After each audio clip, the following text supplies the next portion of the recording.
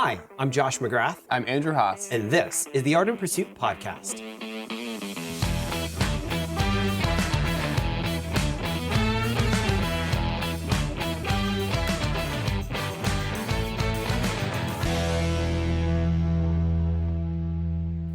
Welcome back. Today's episode is titled, Don't Do Marriage Things. Now, what do we mean by that? Well, so many of today's dating relationships mirror what is supposed to be reserved for marriage, what should be saved for covenant. And to jumpstart us, we're actually going to watch a video that's gone viral over the last few days.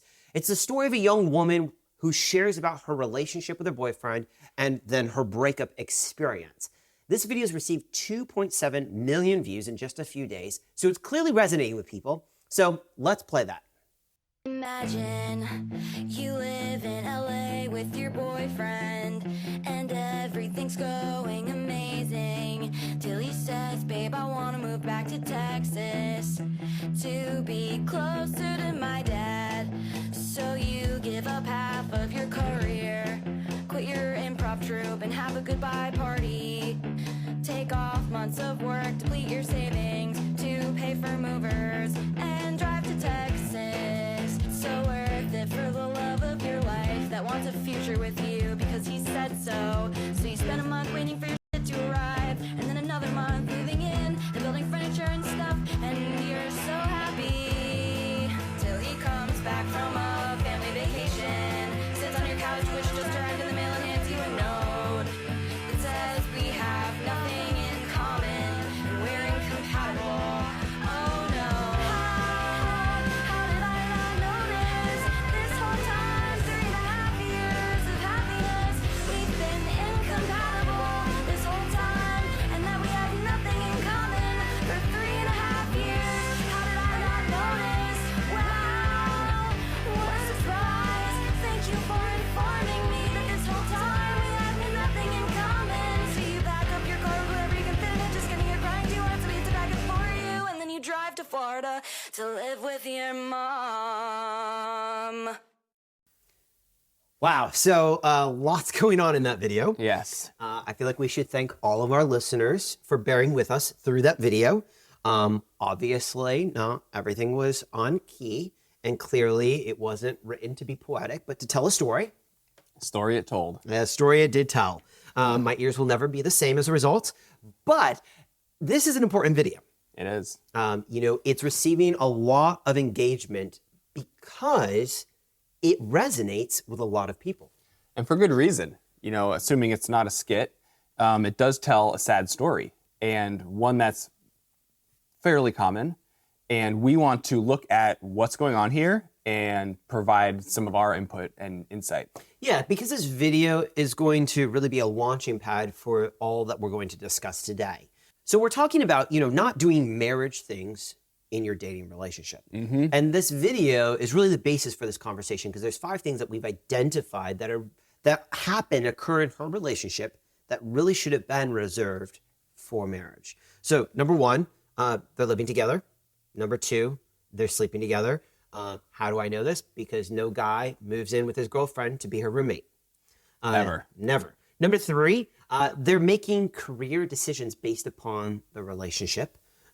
Again, a relationship that's not in covenant, so there's no guarantee of its longevity. Number 4, they're moving to another state to be near one of their families. In this case, his family. That's great. That's awesome. That traditionally is only ever done once you're married. And number 5 is this idea that she's really trying to make a home for the two of them. She's out buying furniture. It looks like she's restoring furniture. She's really trying to make something very special in the home, which is awesome. And you don't need to be married to curate a great home environment. No, not at all. You can be single and do that. But when you start to do that for someone of the opposite sex that you're living with, that's wrong. Different. Yeah, you should only be doing that once you're married. So where did the problem actually start? And I would say the problem started all the way back in the assumptions that were made leading up to this all playing out. What do you mean? And what I mean by that is there's this idea that's been culturally accepted now that you are, say you're 0 on a scale of 1 to 100. At 1, you're single. At 100, you're married. And culturally, when you start dating, it's like you've moved all the way up to, say, 80. It's like, no, you're not married, but you're kind of close. And what we are suggesting is that actually it's the complete opposite. You're single at 1, you're dating at 20, then you're married at 100. Yep. And that, when you go into it with this assumption of, dating is basically marriage, that's where the problems start. I like that analogy, and I know that culturally that's a controversial idea, but here's why I like it. Because historically, when you've looked at relationships and marriages, you're very much living on that, much closer to 1. And people think in modern dating that, well, then you're progressing to get to 100. But historically, you basically lived there until the day of the wedding. And then you went from like basically 20, maybe 25 to 100 overnight. Your life dramatically changed. Your interactions dramatically changed. Your lifestyle dramatically changed. Yeah. Whereas today, the way we like to approach, dating and marriage is like, I wade into the dating pool, and as I go deeper and deeper, eventually I just find myself having, waded into marriage. Yeah. And it's like, no. You're basically standing in ankle deep water in your relationship. And then you're cannonballing into 8 feet of water on your wedding day. Yeah, this is not a slow progression from 1 to 100. And, people might say, well, geez, how can you make such a huge commitment? How can you make such a jump from 20 to 100? That's a huge deal. Like, there's so many unknowns.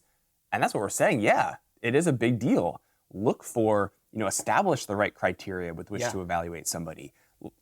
Go into it with your eyes wide open, aware of what the pitfalls are, what the challenges are. This is a big deal.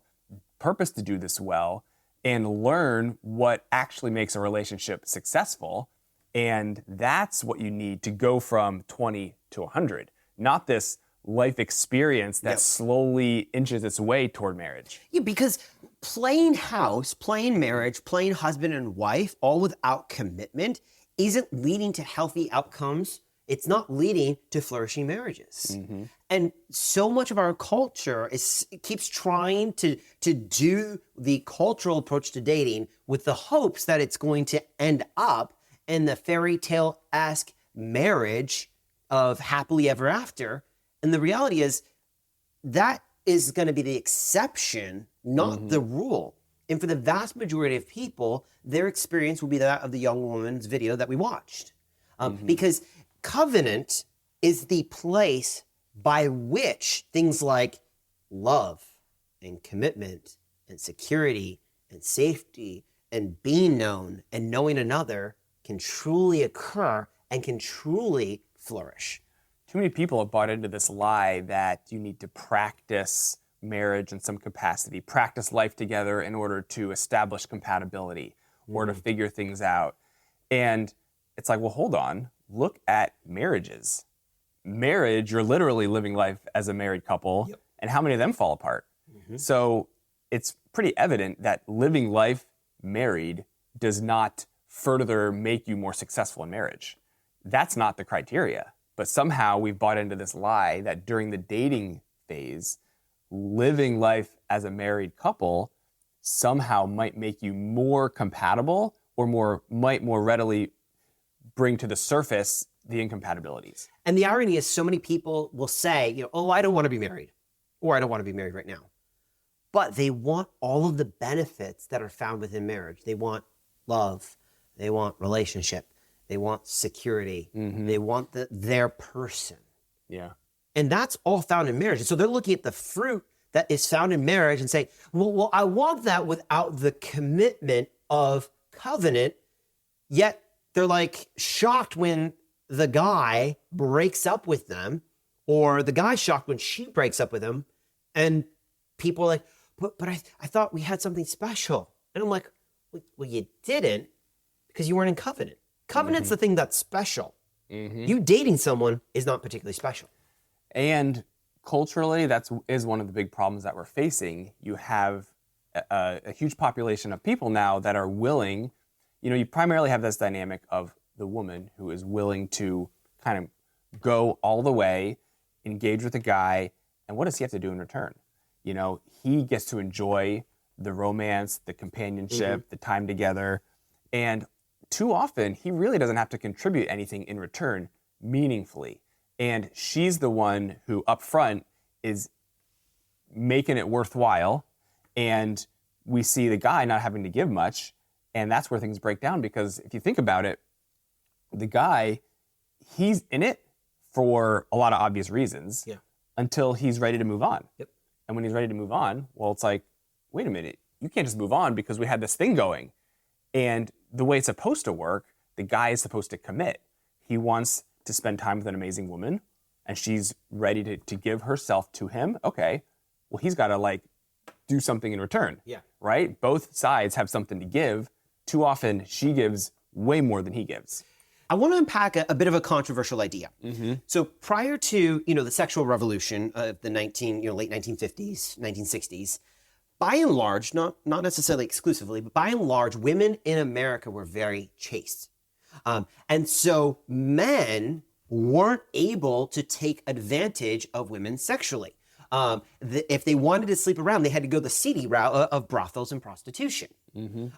But then what began to happen with the sexual revolution and the women's liberation movement was this idea that to be a liberated woman, you need to engage sexually with whoever, whenever you want. And what happened was the driving force that kept men engaged to be committed to a woman, to pursue a woman, to enter into marriage, which was to have sex with her, was suddenly removed, and men began to take advantage of women who felt that through their liberty they could express themselves sexually. And for men, it was like the perfect opportunity for them to enjoy sex without commitment, which at the core of every sinful man's heart is the ideal. Yeah. It's Ben Shapiro puts it this way, that marriage and women is what makes a man a gentle man. But when you remove the institution of marriage and the chastity of women, there is no incentive for him to become a gentle man. And when you remove the gospel and relationship with Jesus from culture, you have zero incentive to allow men to pursue women, to treat them well, to be committed to them, because they're able to play house, they're able to play marriage, they're able to pseudo-play husband and wife, receiving all the sexual gratification they want, all without actually ever needing to be committed, because at the drop of a hat, when they're no longer interested, they just write it on a piece of paper, hand it to her on the couch and say, hey, I don't think we're meant to be together. And what if one of the big lies that women have bought into is this idea that being sexually free is freedom?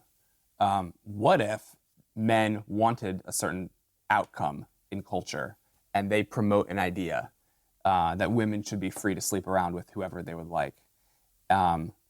It could be that women have bought into this idea that men wanted. And that's not what we're here to discuss necessarily, but I think it's at least worth considering that women could be playing into this desire that men have, and the healthy way to actually navigate it forward isn't to engage with that culture that men have established, but to actually find a different way around the whole thing. And it's important, for women to understand that they play a role, culturally, in helping men be gentlemen. Obviously, one of the things that we're always going to advocate here is that apart from women, men should be honorable, that men should be chivalrous, that men should be pure. All of those things should be able to exist apart from women. But women do play a role in helping men to walk in a way that is honorable, that is chivalrous, that is pure. And if culture allows men at the drop of a hat to engage at their most base desire whenever they want, sadly, the vast majority of men will take that route. They will take that opportunity. And what will happen as a result? Women won't be loved, women won't be valued, women won't be cared for. And the things that many women do want, which is commitment, is love, is relationship, they'll find it for only a short season. And in love and relationship and commitment, what do? You give of yourself. So you give of yourself sexually to him. He enjoys that and takes advantage of that. And then whenever he's done, he's able to just leave. And then what you're left with? A very broken woman whose story is being marred by what seems like terrible men, when in reality, men are just taking advantage of what's before them. Again, they shouldn't, Right. but they're going to. Well, it's the path of least resistance. And I mean, let's be honest, most, if not all of us, will take that path, if not for the, higher morals that we live by. But, right, women are, in these sort of situations, women are ready and willing to give their best effort, more or less, to these situations. And that's where the problems arise, because on the flip side, there's nothing readily apparent that the guy is giving his best effort toward. He's enjoying the benefits of it. He gets companionship, he gets romance, intimacy. He gets all these benefits and he gets to participate in that. But what is he really offering in return? Maybe he's paying some of the bills. Maybe he provides housing. Who knows? And they may have, couples often split the rent. So it's really hard to see what the guy is contributing here, because oftentimes men don't really contribute anything of value in return. The woman, too early, offers way too much, and the handshake there, so to speak, is that, okay, I'm going to get an amazing woman and I get to be romantic with her and spend the rest of my life with her, and in return, I'm going to offer something. There's going to be something valuable I'm going to give in return. And here, we can see that's not the case, and clearly, when there's nothing given in return, when a guy can just back out whenever he wants, he's going to choose that route when it suits him. And so the irony is that women say they want a certain type of guy that's going to commit to them, that's going to be in a loving, long-term relationship with them. That's what they say they want. But all too often, that's not who they date. They date the guy who's willing to sleep with them, all without commitment or of covenant, who's willing to move in with them, all without commitment or covenant, who's willing to take advantage of them, all without commitment and covenant. And they've bought the lie that is commitment, that is covenant, that is a long-term relationship, because of what culture has sold them. The other lie that women have bought into is that the more they act as a wife, the more is going to keep the guy around, or the more likely he will be to stick around. And that is just not true. A guy will stick around to enjoy the benefits of that, but as soon as he wants out, he's going to get out. And so men today, by and large, fall kind of into like maybe three categories. You've got the men who are like, man, this is a perfect opportunity for me to enjoy sex with women. And, the price to pay is to, date them for however long, and when I'm done, I'm done. Then you've got the men who are like, I hate all of this. I've been burned. I don't want anything to do with it. And then you got the men who are like trying to do it well and are oftentimes perceived by women as weird, as outdated because of their intentionality, because they're being a gentleman, because they're being kind, because they're being loving. And you see it all the time, kind of at least on social media, where that's a turnoff because like that's not what true masculinity is supposed to look like. And so the only person that oftentimes women in culture then get to engage with is the guy who's like, yeah, I'll sleep with you. Yeah, I'll move in with you.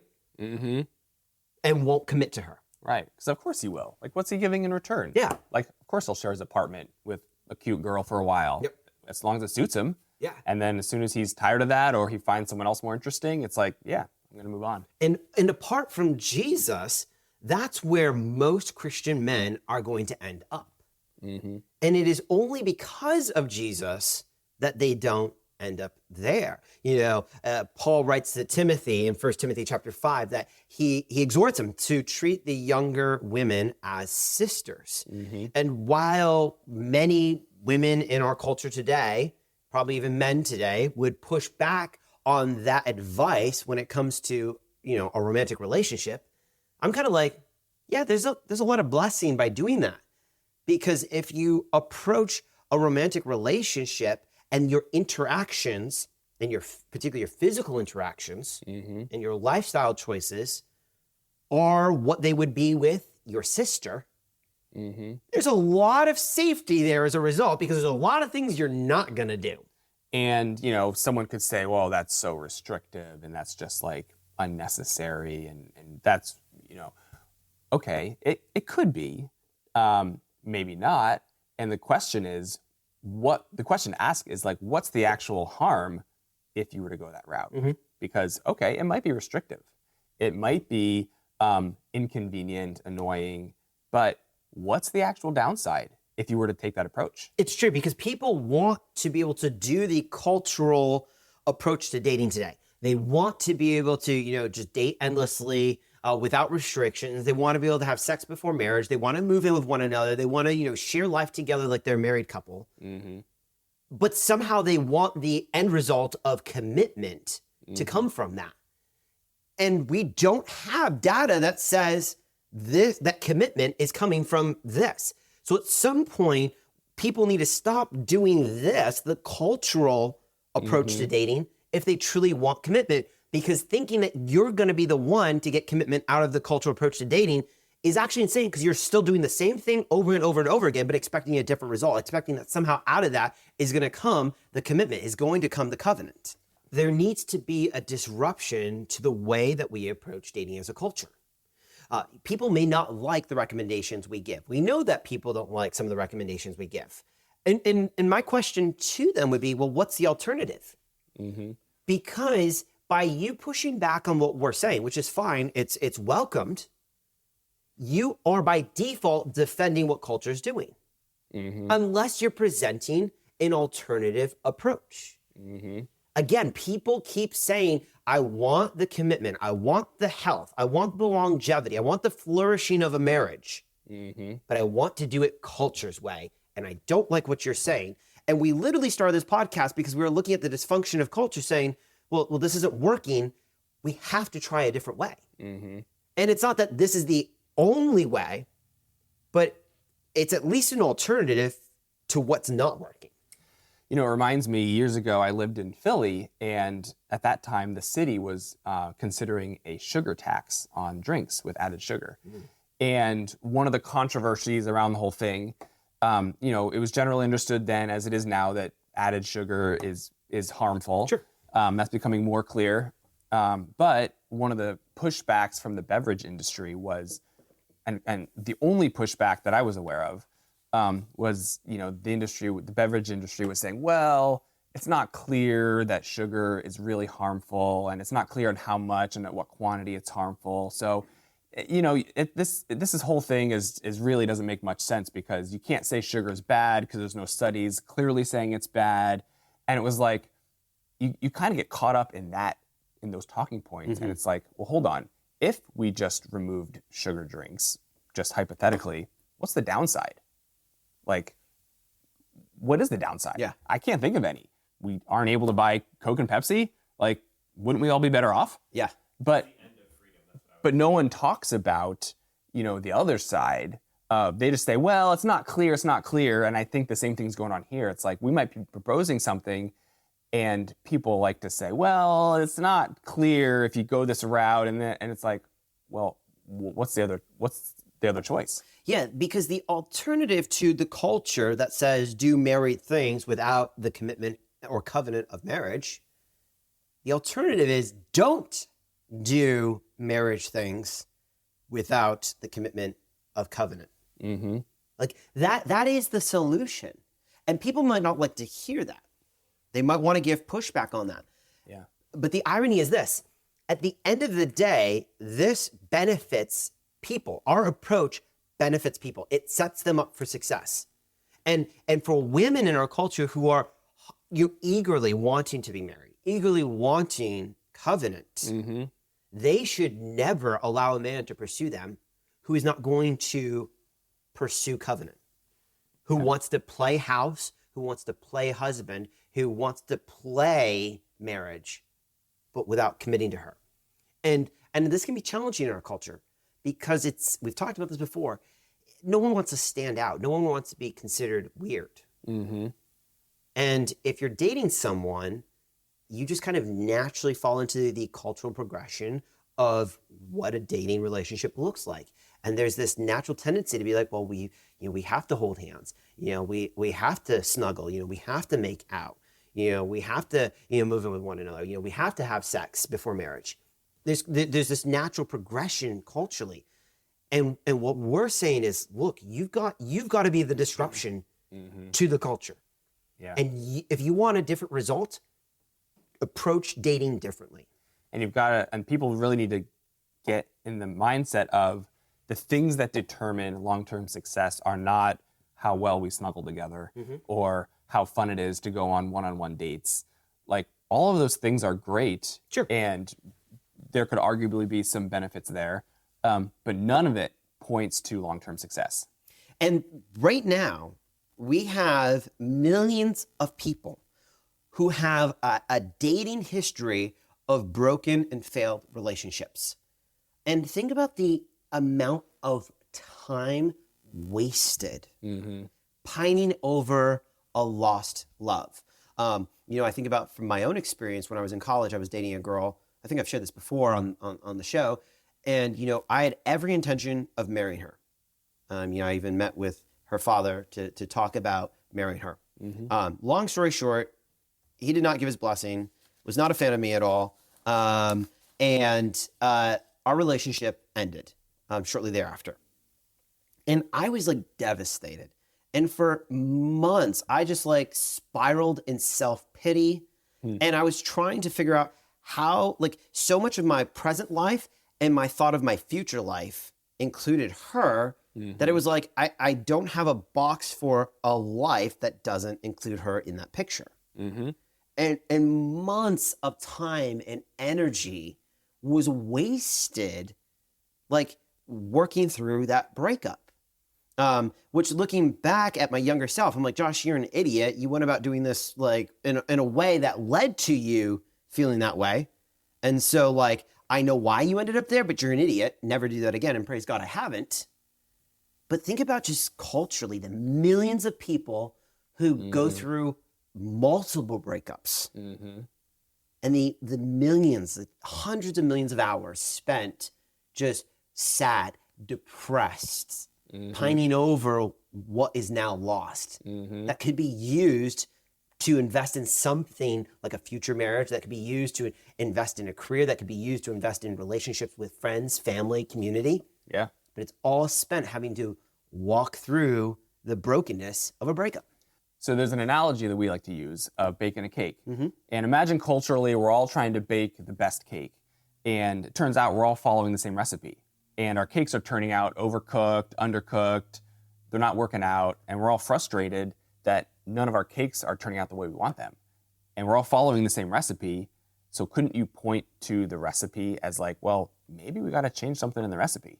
Yeah, exactly. Right now, the recipe for dating in our culture, by and large, is leading to disastrous results for men and women. And so one of the things that we're doing here is we're advocating a completely different recipe. And we're kind of going through, ingredient by ingredient, so to speak, with, each episode of our podcast. And again, people may not agree with everything we say. Totally fine. We welcome your thoughts and comments and feedback. We love hearing that. But the challenge that we have for our listeners is, why do you believe what you believe? And is what you believe simply what culture tells you should do? Or is it based upon something larger, more foundational, more long-term than simply, well, this is how dating relationships go? Well, imagine being in the kitchen trying to bake a cake and you have the recipe that's not working. And so you're there, scratching your head and you're like, oh, what can I do differently? And you're like, all right, well, what, maybe I'll swap out this ingredient or maybe I'll add this ingredient. And then you have culture there saying, whoa, why would you do that? Do you even know that's going to work? Exactly. How do you know that's even helpful? And it's like, well, okay, maybe you don't know. You're trying, and you're taking it on good advice that these ingredients are going to be helpful. And so, but culture likes to like jump on any sort of deviation as unhelpful, unproven, unknown. And it's like, well, that's actually not the way to approach this. And the irony is we actually have thousands of years of history proving that an alternative way works. Yes. The modern dating approach is modern. Actually is the new way. It is the new way. And the irony, I say irony too much here, but it truly is ironic. The new approach that's supposed to be better has returned terrible results. And so people are like, no, you've got to try the new way because the new way is better. That's the way we do relationships. And I'm like, no, bring me back to an old way. Because the old way clearly, my grandparents didn't get divorced. And in fact, probably for most of our listeners, their grandparents weren't divorced. Yeah. Yet, probably for our generation, probably, I don't know, 30, 40% of our parents' generation are divorced. Yeah. And now our generation, I never thought that, I would know so many friends that are divorced at this point. Yet I do. Yeah. And the reality is something's changing from our grandparents' generation to our generation when it comes to relationships. Yeah, and I think it's good to note too that you referenced our grandparents' generation and the low divorce rates. All true. People sometimes like to point to those generations and say, well, they didn't have healthy marriages, or one of the spouses was unhappy, and they're like, sure, you can point to problems. Of course. And there are distinct failures that I would say men in particular failed to do. Yes. In those instances. And that would be a whole nother topic, and we might get to that at some point. So yes, we're not saying it was perfect then, and I would argue there were distinct things that men failed to do or should have done differently. But on the whole, we can see that there were better outcomes. So when it comes to the alternative to what culture is doing today, without a doubt, it's going to lead to better results. What are those better results? Marriage, covenant. Now, we're not going to unpack the benefits of covenant and the beauty of marriage in this episode. That's going to require its own episode that down the road we're going to get to for sure. But one of the things that I think is important for men who are listening today to understand is this. They need to reject the default position to say what culture recommends is what works. It is the job and responsibility of men to be disruptors of culture and to shape culture, not to just go along with culture. If you're not able to lead before you're married or even in a relationship when it comes to how you're going to conduct a relationship, how are you ever going to lead once you're in a relationship or once you're married? Leadership doesn't begin once you're in a relationship. The qualities needed to be a good leader operate outside of being in relationship. They begin today. So yeah, thinking about being a CEO of a company, if you are voted into that position, you very likely or definitely have exhibited past leadership capabilities. You're not just going to get to that point and decide, okay, now I'm going to learn to lead. So men need to think critically about how they're going to approach a romantic relationship, which is what our whole podcast is about. And men need to be aware that they are contributors to culture, and they're contributors and influence other people. And so the woman, whose video we started out with, her story is now marked, and the internet is now marked, and we're now unfortunately all marked by this dude.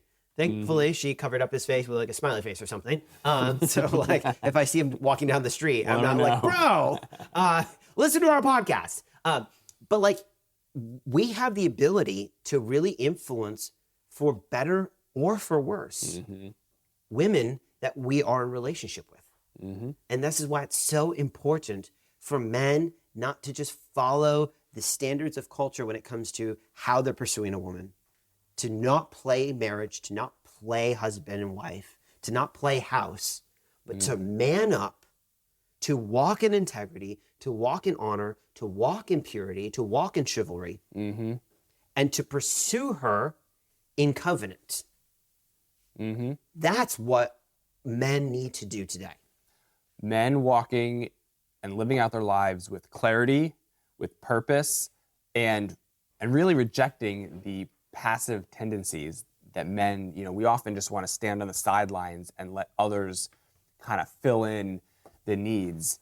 But as men, if we step forward and engage, and like you said, shape culture, like men need to be able to influence culture, not just participate in it, and reject the selfish desires and tendencies when it comes to relationships, because a guy presented with a woman who is willing to give pretty much everything she has to him, most men are not going to turn that down. They're not.